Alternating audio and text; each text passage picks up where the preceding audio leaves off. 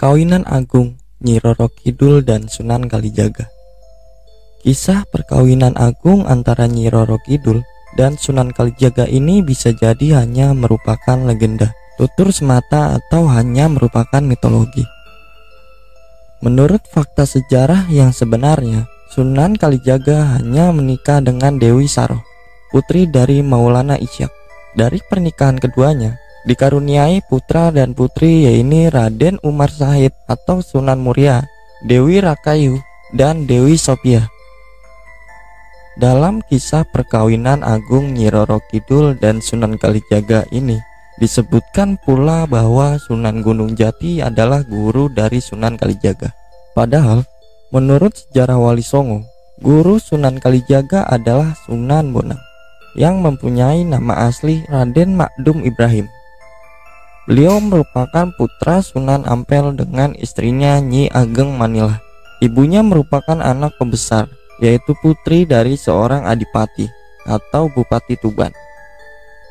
Sementara itu, relasi antara Sunan Gunung Jati dan Prabu Siliwangi tercatat dalam fakta sejarah sebagai cucu dan kakek. Nama asli beliau adalah Syarif Hidayatullah.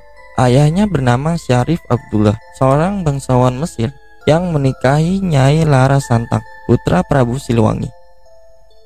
Nyai Larasantang diubah namanya menjadi Syarifah Mudaim sejak menikah dengan Syarif Abdullah. Peninggalan ayahnya sekitar usia 20 tahun. Syarif Hidayatullah pulang ke tanah leluhurnya dan berhasil menyebarkan Islam di Jawa Barat. Sebelumnya, beliau mendirikan Kesultanan Cirebon dan dikenal sebagai Sunan Gunung Jati. Kisah perkawinan agung Nyi Roro Kidul dan Sunan Kalijaga ini berawal dari sebuah peperangan antara Prabu Siliwangi dan Sunan Kalijaga sebagai utusan dari Sunan Gunung Jati. Awal kisah, Prabu Siliwangi yang merupakan Raja Pajajaran tidak menerima dirinya diislamkan oleh Sunan Gunung Jati. Kala itu terjadi benturan amat hebat antara dua kepercayaan yang sama-sama kuat di antara masyarakat, yaitu Islam dan Hindu. Inilah yang menyebabkan perang saudara terjadi antara Prabu Siliwangi yang terkenal sakti mandraguna dengan pasukan dari kerajaan Cirebon. Dalam peperangan itu, diutuslah Pangeran Arya Kemuning, Dewi Nyimas Gandasari, serta Nyimas Roro Kencono Wungu untuk menaklukkan kesaktian Prabu Siliwangi. Mereka ternyata gagal. Karena itu, akhirnya Sunan Kalijaga diutus untuk menghadapi sang Prabu Siliwangi. Namun lagi-lagi Cirebon kalah. Kisah Sunan Kalijaga dengan Nyi Roro Kidul atau yang bernama asli Dewi Nawang Wulan pun berawal dari sini. Syahdan sesungguhnya merupakan anak dari Prabu Siliwangi dan istri keduanya, Ratu Plaga Inggris. Sunan Gunung Jati mendapatkan petunjuk atau ilafat bahwa untuk menaklukkan Prabu Siliwangi hanya bisa dilakukan dengan menggunakan tombak Karera Reksa. Ini adalah tombak sakti milik Nyi Roro Kidul. Diutuslah Sunan Kalijaga untuk menemui Nyi Roro Kidul guna mendapatkan tombak sakti itu. Saat bertemu Sunan Kalijaga, perasaan cinta hati Nyi Roro Kidul mulai bersemi. Rupanya sudah sejak lama Nyi Roro Kidul menyimpan rasa cinta pada Sunan Kalijaga.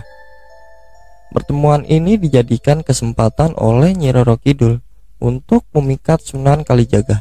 Dia berpura-pura menolak meminjamkan tombak sakti Karera Reksa, dengan alih terlebih dahulu meminta untuk dipertemukan dengan sang Raja Panatagama, sebutan Raja Cirebon, yaitu Sunan Gunung Jati.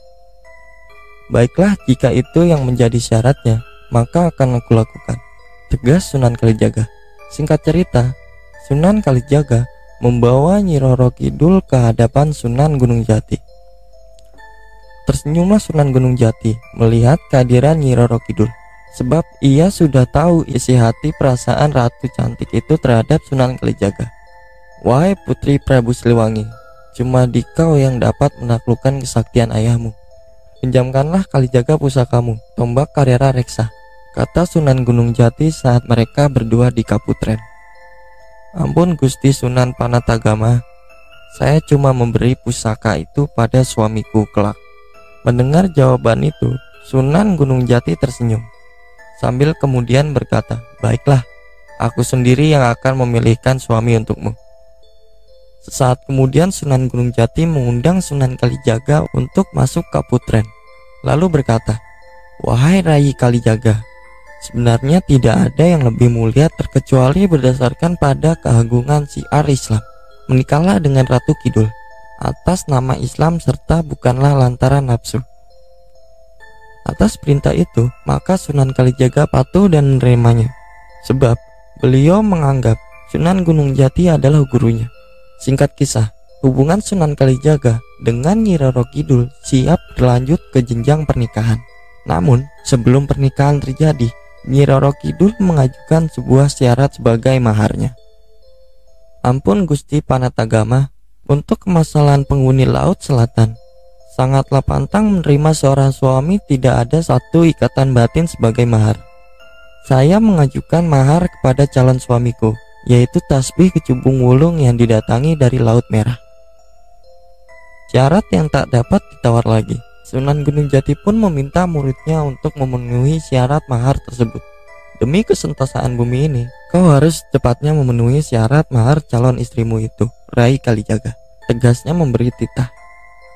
Dengan bertawakal kepada Allah Subhanahu wa Ta'ala, Sunan Kalijaga menyanggupinya hingga tiba pada hari yang telah ditentukan. Beliau pun pergi ke Gunung Cermai untuk bertafakur serta meminta perlindungan dan petunjuk Allah Subhanahu wa Ta'ala. Dan pada malam keempat tafakurnya, Sunan Kalijaga mendapat sebuah isyarat yang tidak diketahui pasti dari mana datangnya. Suatu ilafat mengatakan bahwa akan tiba seorang yang menuntunnya untuk menunjukkan di mana tasbih kecubung wulung berada. Pada malam terakhir riyadohnya, itulah datang 3 sosok bangsa lelembut masing-masing bernama Sang Hyang Raja Sonto, Sang Hyang Ratu Sanggah, dan Sang Hyang Sihwalikat. Ketiga bangsa lelembut itu membawanya ke tepian Laut Merah. Kedatangan mereka disambut oleh pendamping gaib Ratu Bilqis. Atas ini permasyuri agung Raja Sulaiman diberikanlah sebuah nur Nabi Sulaiman AS berwujud peti kayu berukir yang berasal dari alam asrak. Di dalam peti berisi tasbih kecubung wulung yang sakti berbahan batu kecubung giok. Setelah mendapatkan tasbih kecubung wulung, maka kembalilah Sunan Kalijaga menemui gurunya, Sunan Gunung Jati. Tasbih kecubung wulung dipersembahkan sebagai mahar perkawinan dengan Nyi Roro Kidul. Dengan mahar ini, Sunan Gunung Jati kemudian menikahkan Sunan Kalijaga dan Nyi Roro Kidul. Setelah resmi menikah, maka sesuai perjanjian Nyi Roro Kidul harus menyerahkan tombak Karera Reksa kepada Sunan Kalijaga yang telah menjadi suaminya. Setelah mendapatkan tombak Karera Reksa, Sunan Kalijaga segera menghadap Sunan Gunung Jati. Tombak itu diserahkan kepada sang guru.